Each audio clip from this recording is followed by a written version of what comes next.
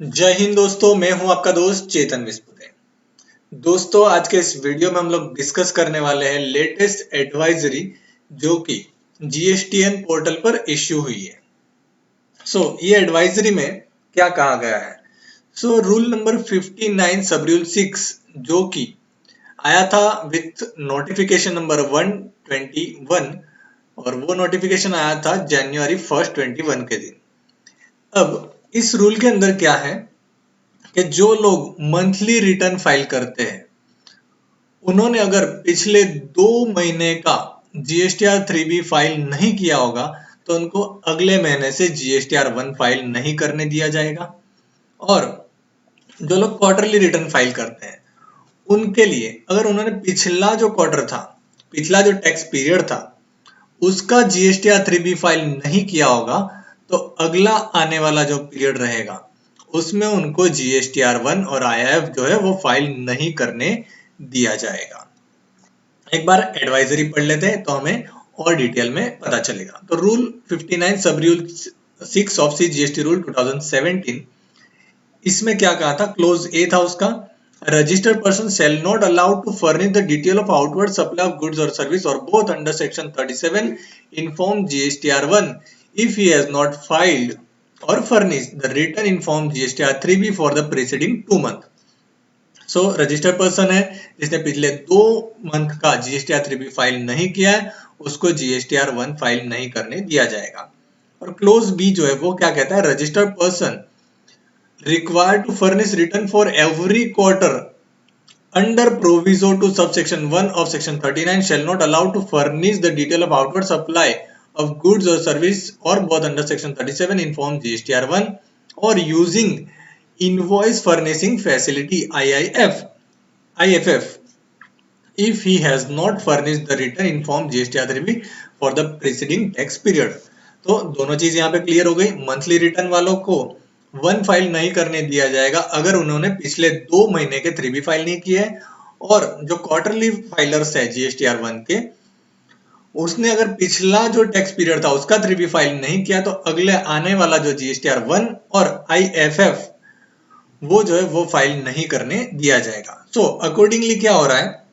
With effect from 1 सितंबर 21 से GSTN portal पर ये रूल जो है इंप्लीमेंट किया जा रहा है।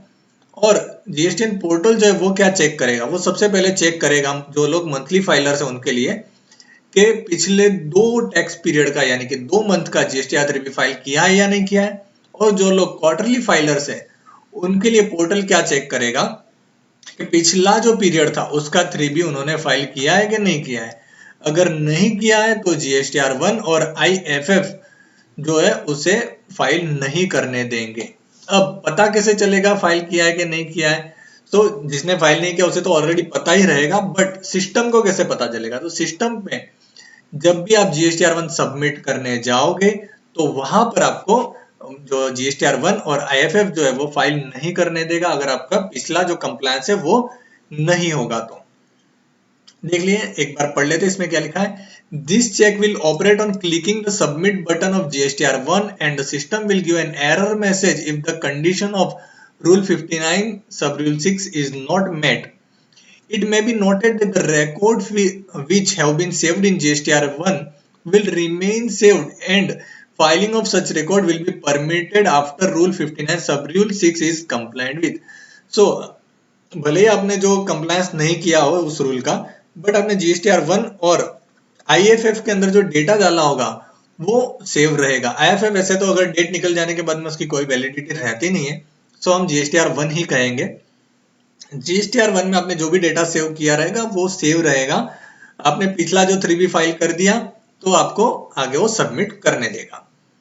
आगे है implementation of Rule 59 sub Rule 6 on the GSTN portal will be completely automated, similar to blocking and unblocking of e-way bill as per Rule 138E, and facility for filing GSTR 1 will be restored immediately after filing the relevant GSTR 3B.